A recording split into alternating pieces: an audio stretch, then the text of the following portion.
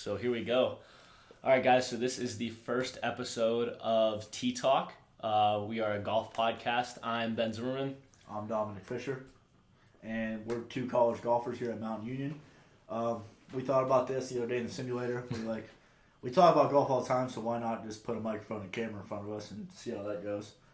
So we're starting with an introduction. Ben, how did you get here? What sports do you play? Tell us about yourself.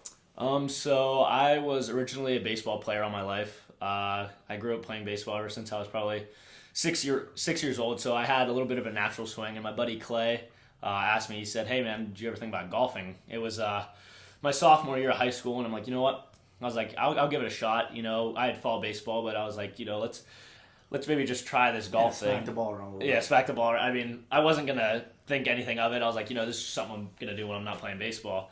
And I went out, my first round I shot on 9 holes at Mount Odin Golf Park. I shot like a 63. Nice. So, Good round. yeah, so that was a good round there. And I kind of fell in love with it though, even though you hit that one shot in golf that keeps you coming back every round. Bogey in the last hole. Yeah, exactly. Well, for me, it's probably like a bogey at that point. But so I started golfing, and by the end of the year, my average was down to like a 43. So that's pretty solid. So that could just tell you how much I loved the game because I was playing it all the time after that. So then I decided senior year, I'm like, you know what? Let's try to go play college golf. This is kind of this was a new thing to me. I didn't play in a lot of summer tournaments. I never really got the opportunity, starting kind of late. But I played in a couple of the the Tri-State PGA. I guess I should have said I'm from right around Pittsburgh, Pennsylvania. I'm from around Mount Pleasant. So anyways, I get to my senior year and I'm like, okay, and I go on a couple of visits. I speak to a couple coaches, a couple NAIA, one D2 coach, and a couple D3 coaches. And I came to Mount Union, and I loved the campus. And That's where we first met. Yeah, and I actually was on a visit, and Fisher and a couple of the other guys, Gage, were all on the range. We were just all kind of just chatting it up. And, I just decided I'd come here. It was either here or play college golf or go to Penn State and study professional golf management. So I'm going to put that question right back on Fisher. Fisher, so how did you kind of get started in golf? Well, I played baseball too my entire life, and then it got to about probably my freshman year. Actually, I was like, you know what? We'll pick up the golf clubs. I was putrid at golf. I can't really say I started golf then because I was kicked off my high school golf team my freshman year. That's a story for a different time, though. So, I was like, whatever. Sophomore year came around. Still stunk. Stunk probably about the same. Same thing junior year, senior year, stunk a little less. I wasn't a big school guy. Hated school my entire life. Kind of was lazy. Didn't like it. Thought it was a waste of time. Didn't want to do college, but was forced to do college. Did one visit on campus. It was this place. Was like, okay, whatever, we'll do it. I'm not looking anymore. Did sports business because sports is really all I cared about. Came here to really talk to the coach one time. Was like, hey, you have any spots for golf? He said, yeah, I did a little looking up. He said, I saw you shot 115 at sectionals. I was like, yeah, more probably like a 140, but we'll take 115. Whatever, we played freshman year, COVID year, 2020. Gotta love that. Didn't play the fall. Spring comes around, playing the first tournament, get to about hole 8. Back's just done. I've had back problems. That's really the main reason I got into golf. Baseball, from being a catcher, my knees, the back. I felt like I was 58 years old. Yeah, catcher's a tough position for your body. It wasn't fun. Whatever. Then went to golf. Realized that wasn't much better for my back. Had to withdraw. Ended up getting back surgery. Whatever. Missed that whole summer of golf. I was like, okay, it's time to lock in with golf. It's a fresh start, fresh swing. Can't be mad. Really don't have any weight in the shoulders to play good. Go get some lessons. We're starting to figure some golf shit out. Starting to look a little better. Starting to put some things together. Starting to, learn yardages, learn to swing, learn why I'm doing things. Mm-hmm. And it just, I fell in love. Falling out of love fast sometimes. Fall in love even more when you play good. Yeah. That brings us to here, Mountain Union. Yeah. Mountain Union Golf. We have that new simulator we got this off season. You're a year younger than me. Yeah. So my first year we had 8 kids in the golf team. Got 5 shirts. everyone really played. Like I said, I really didn't get to play because I missed that season, and we started adding more and more as I've been here. We're up to 36 combined for the women's and men's team.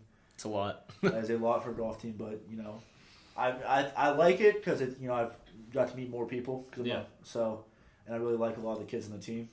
So, but how was your D3 golf Mount Union experience? Yeah, you know what? Like I came in, same thing. It was, we had maybe like 6 guys, freshmen, come in my year, and I didn't really know any of them. I didn't like most sports, like you room with like your athletes, but I just chose to I'm like, you know what? I'm just gonna pick a random roommate, and he's right next door still. So sophomore year, we're still roommates. But so I came in and immediately I realized like D3, like you're gonna have so many numbers on your team. So even though like when you hear Division 3, you might think like less competition. It's gonna be maybe not as it's not Division 1. It's not like we're playing for Tennessee or Arizona. Like that was my first thought. I'll be like, you know what? I probably have a pretty good chance of just playing a lot here. And I've got the opportunity to play in a lot of tournaments, but we have a lot of guys on our team that all at any moment could do really well. I feel like we're all pretty much like if you had a spread, there's probably 15 to 16 guys that can very easily be 1 through 5, 5 through 10, whatever. I like that though. I think it's good. It pushes us, I think. A lot of people didn't like the whole, a lot of people in the golf team, there's a lot of kickback on that, but it's just more competition. It doesn't matter if there was 5 kids on the team or 15. If you're better than them, you'll play ahead of them. Definitely. So I think it makes people want to practice more, which D3, it's not as tight knit with how you have to, practice as a set from this time to this time. It's more free reign. Yeah. That's how golf is from most sports.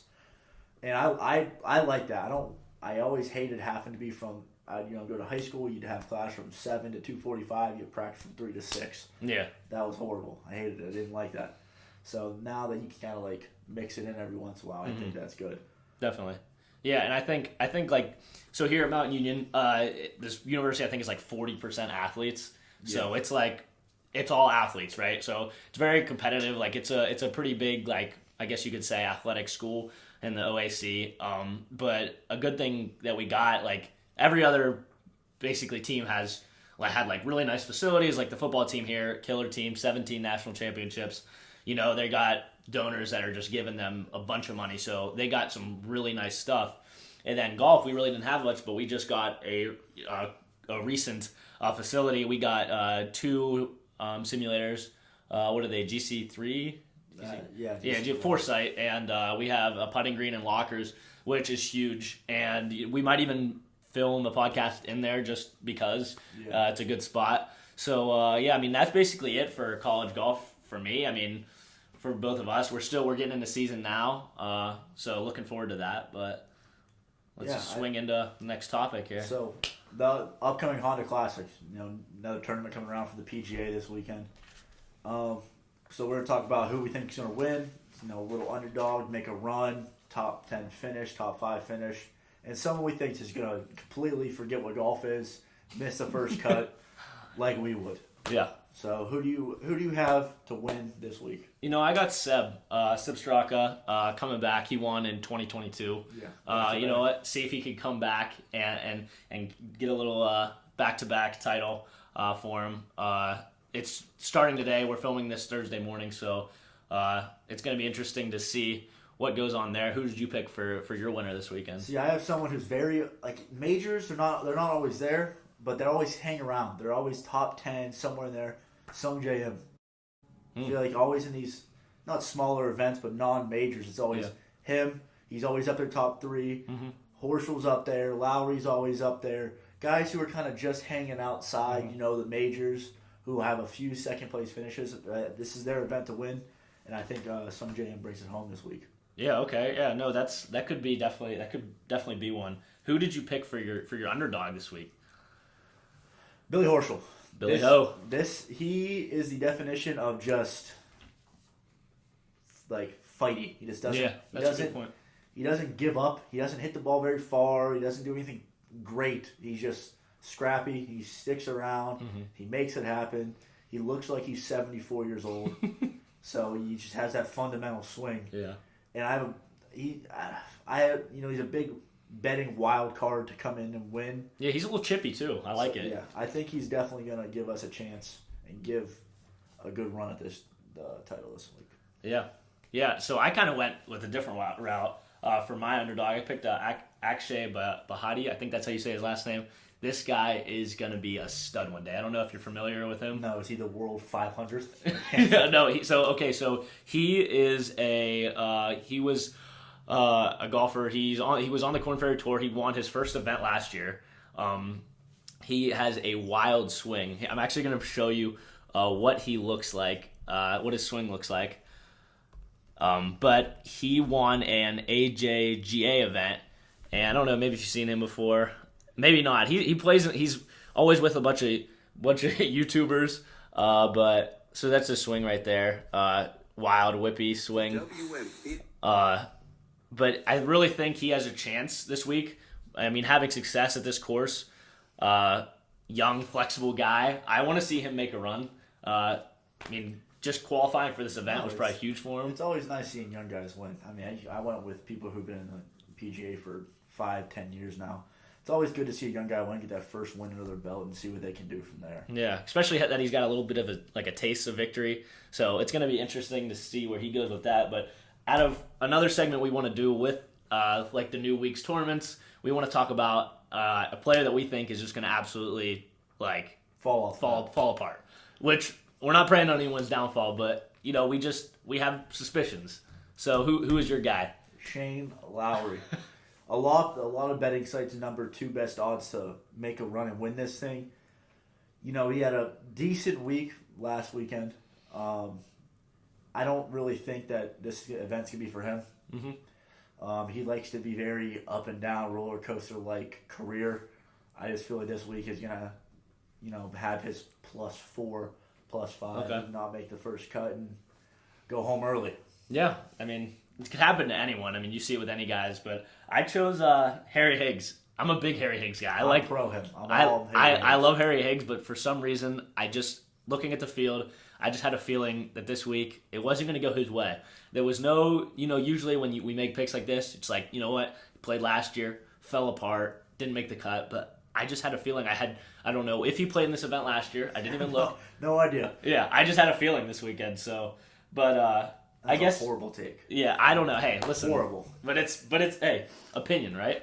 But I also want to talk a little bit about the Genesis Invitational or Genesis Open last week.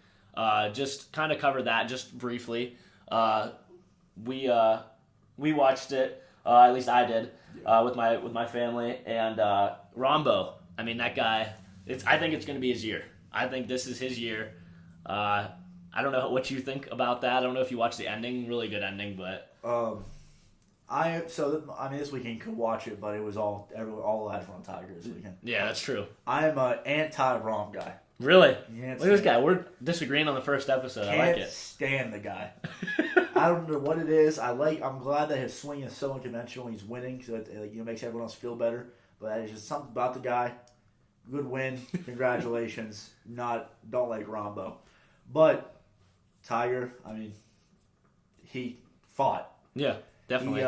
He showed spurts of old Tiger, like when he birdied the last 3 to make the cut, and then he somehow made the cut the next day with +1. Yeah. Listen, I can't relate to his pain. I know my back is about as bad as it gets, and I'm limping around, and he's limping worse than I am, and he's walking 54 holes. Which is crazy. Played in the Pro-Am too. He's before. a goer. Yeah. I want to see him win. Don't think it's ever going to happen. Really? I mean, it's done. He won't play the Champions Tour, but the Genesis, I would like to see Morikawa play better. I like Morikawa a lot. TaylorMade guys didn't. I mean, they were up there a lot. I don't know. I just think it's a tough event. Yeah, no, definitely it is a tough event, and it's like kind of this starting to like where the season kind of starts a little bit. I mean, obviously where the season literally starts. Yes. But you had Waste Management, and like that's the crazy week. But I mean, as far as Tiger goes, I mean, 82 all-time PGA Tour wins. I think that he's gonna try to get a couple more. I know he wants it. I know he's gonna try to get a major. I know he's going to try to win one more major. Trying and doing are very vastly different. But I mean, you see, even in that he was in a press conference before, and they asked him basically if he was just going out there to be like a podium guy, just to be like a part of the tournament, and he was like almost offended by that. He's like, "Are you serious? Like you don't think I'm kind of trying to compete?" Do you think his body can withstand and play on Sunday though? That's the only problem. When's the last time we've seen him play Sunday, like in the running for it, the Masters? Yeah, he won. That's true.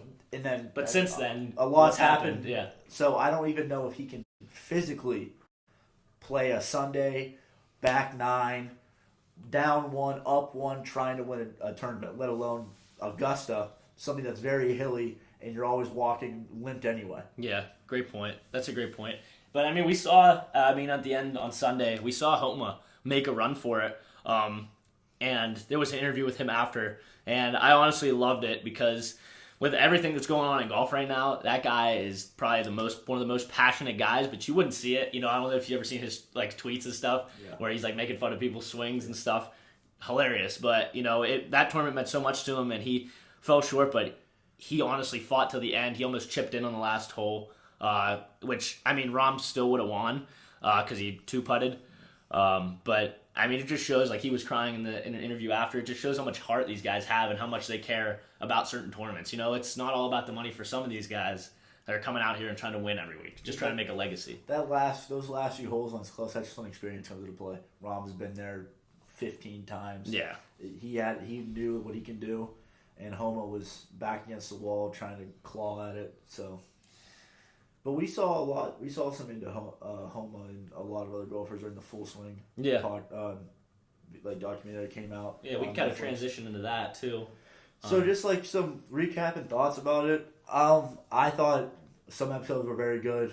I wasn't a fan of some episodes. Yeah. I thought they did a good job with the LIV Tour, like showing into the golfer, not just bashing the LIV Tour. Even though they did a little bit though. They did a little bit, but it wasn't really It was more what people were saying on there. On the show, yeah. It wasn't like they didn't really show him in a bad light. I thought the reporter that asked if Hitler ran a golf league would that's be part crazy. of it. That was one of the worst questions of all time. That guy should never be in an If interview you went again. to journalism school to ask that question. Yeah, that's horrible. Yeah. Was not a fan of the Matt Fitzpatrick. Really? Yeah, my favorite part was Mike Oxlong. That was the best part about it. I like the Rory thing. I'm a big Rory guy. I like how he just hits the ball as far as you possibly can with action and just win. I want to see him win. I just want to see him win a major. Yeah. Let's get this major. Yeah, but I mean, I am really happy with the Fullswing. I think obviously there's some things that we want to see, which we'll talk about here in a little bit. But I really liked the first episode. JT Spieth. Yeah. I mean, just show JT before the tournament Sunday morning, going into CVS getting allergy stuff. Like it was real. It's just showing how real it really is. It's like these guys put their pants on the same way we do. Like they got problems in the morning.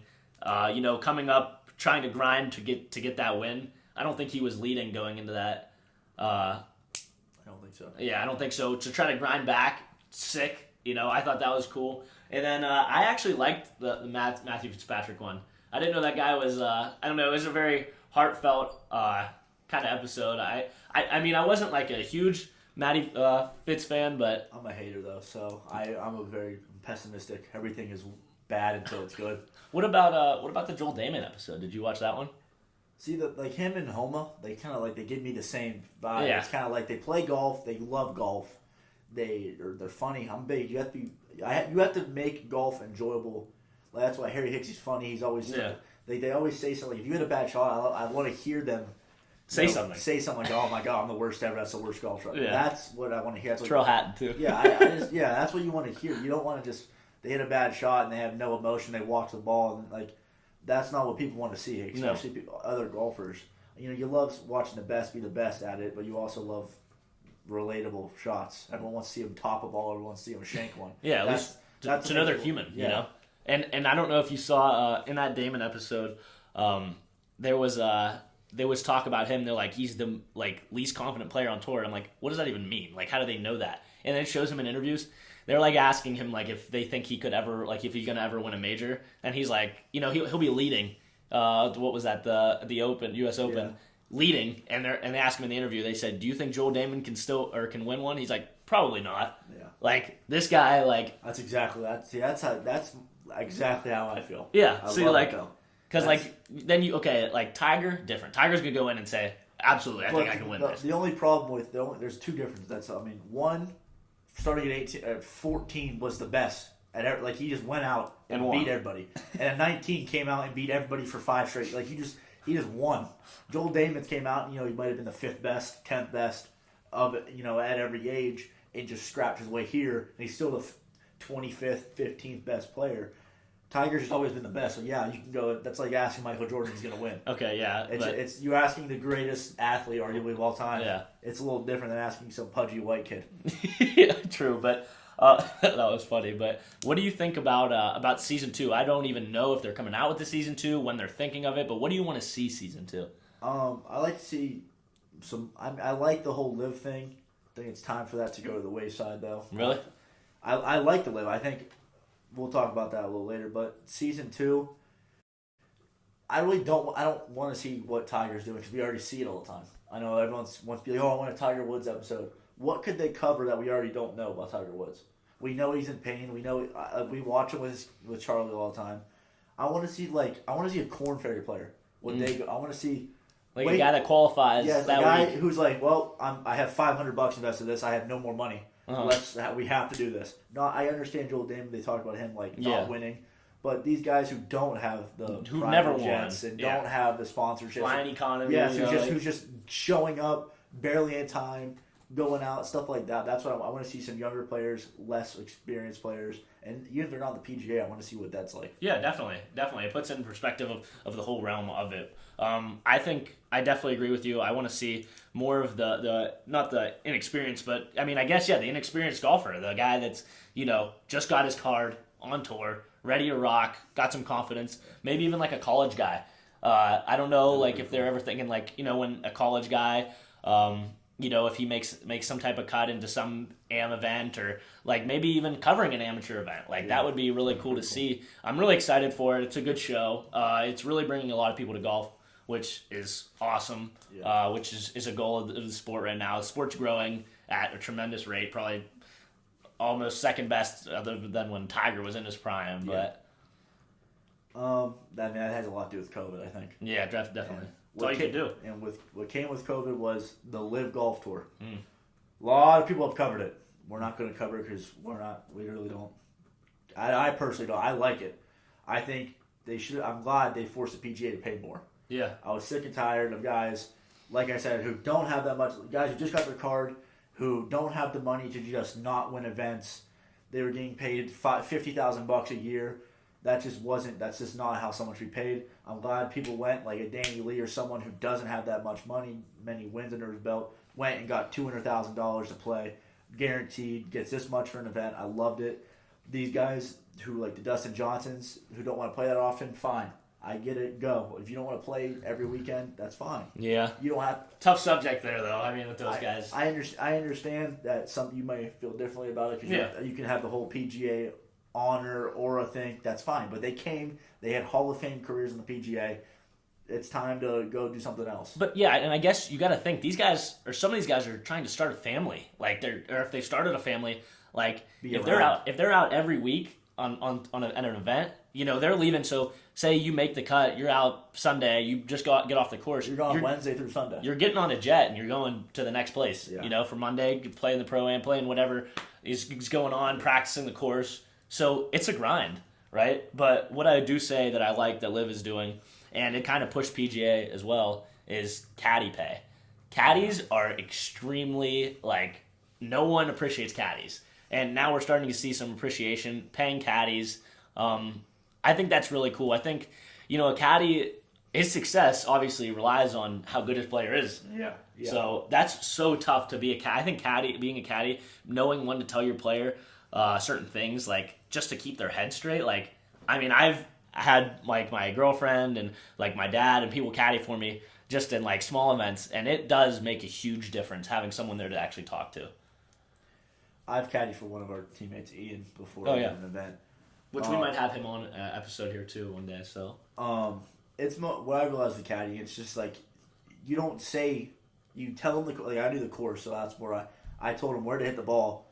I didn't tell him what shot to hit because whatever he wanted to hit. But sometimes I'd be like, it's not mostly the iron or what. Like I'm not saying go 6 to 5. I'm just saying, okay, let's go short here. Yeah. Let's make sure we don't spin this off the front, stuff like that.